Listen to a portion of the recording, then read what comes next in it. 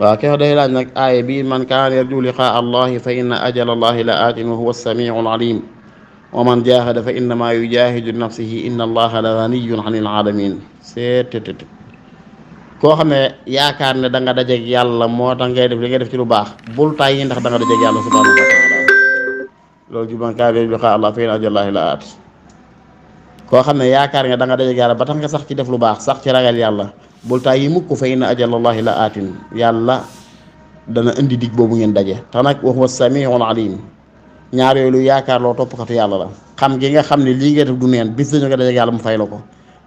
man nga dëggal ne da nga dajeeg yàlla mu fay la waaye est ce que yàlla gi lay dégg mbaa mi nga xam ne ngay def mu ne wa huwa samiul alim loo wax mi ngi koy dégg loo ñaan mi ngi koy dégg looy defit xam na ko loo lu mu doon xam na ko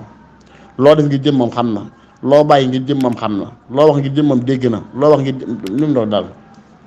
kon daal képp xam yaakaar yàlla tax na lay sonn suba ak ngoon guddeeg bëccëg ngir gërëm loo yàlla aka moytu bànneexu bakkan ak adduna ak yu mel noonu bàyyi boo nga sax ca saw mero te xam ne fa inna ajallaahi la aat bul am jafe-jafe it wa huwa samiu alim mi ngi lay dégg mi ngi xam li ngay def waaye nag bul tëggu bul kañu bul bàkku wa man jaaxat fa innamaa yujaahidu nafsi ku farlu googee du ko mooy boppam képp lay jariñ inna allaha la ganiyun anil alamin yàlla soxlaa lu mbindee fi dara amul benn effort booy def mbaa góorgóorlu mu doon lu yàlla jariñoo déedéet yow rek yaa koy jariñoo wa man jahada fa innama yujahidu nafsihi inna allaha la ganiyun anil alamin wallahu taala a'lam bis-sawab